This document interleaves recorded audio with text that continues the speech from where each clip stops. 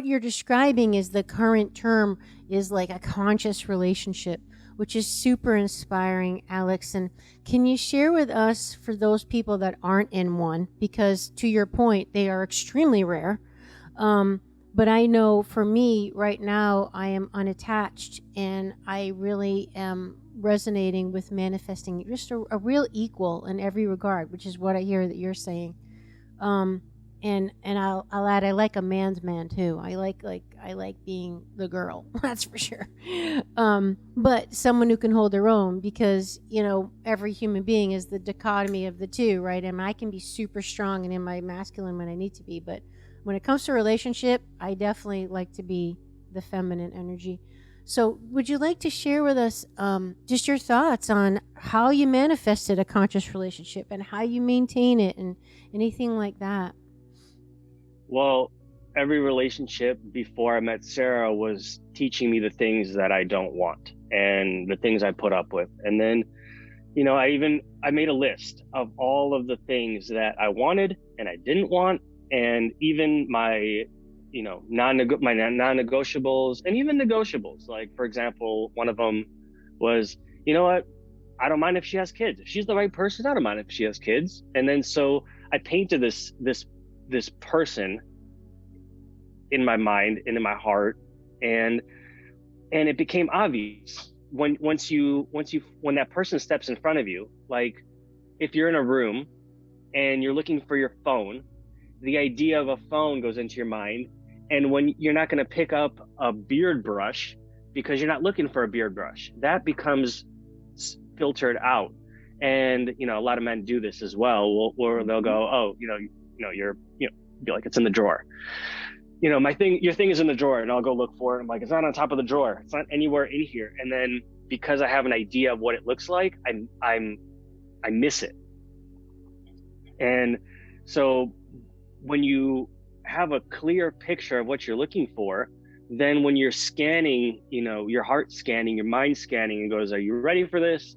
Have you not only put this person in your mind, but are you able to keep this person in your life once they come? It's one thing to yes, have the perfect partner that's willing to do all these things, but are you being the partner that the other person is going to be willing to put up with and then grow with? Because it's one thing to attract, let's say, someone that goes, I want to win the lottery, and they win the lottery, but then they don't have the financial skills to manage all that money and potentially the fame and their family, and then all these expectations around that, and then they blow it all, and then they're like, oh, that was a fun time, and then they don't get that back the rest of their lives. I can't remember what the statistic was on the lottery people blow. It was like over 90-something% of people blow the lottery in like a month or something like that. Mm-hmm. Wild to think about. So painting this picture of all your past relationships, what worked, what didn't work, what are the negotiables, what are the non-negotiables, and then let it go.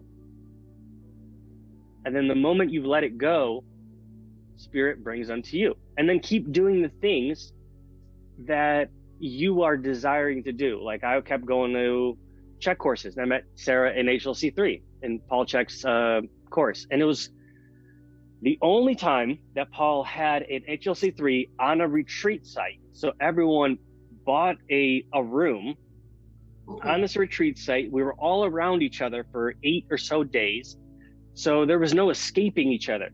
And I remember when I first met Sara, she was all bubbly coming over to me. Hey, I'm Sara. And I'm, if people haven't heard the podcast with Paul and I and Sara, it was, I'm like, yeah, I know who you are, because we've been friends on Facebook for a year. And while she's talking to me about how you already were friends. Yeah, exactly. Yeah, we were already friends on Facebook. And as she's talking to me, I'm looking for her on Facebook, and I go, see, we're friends. I'm like, I'm not even listening to what she's saying. And I'm like, put it in her face. And I go, see? We've been friends for over a year on Facebook. And she goes, okay, that's really weird. I'm out of here. And then so little things throughout the course made it obvious, because there's been things in my life that, like finding the CHEK Institute, starting my own business, when it was time to turn my life around, so many things, I resonate a feeling. And that feeling was, it reminded me, hey, I know you're stubborn, but do this anyway, and then you'll figure out why later. And then so that feeling hit me, and then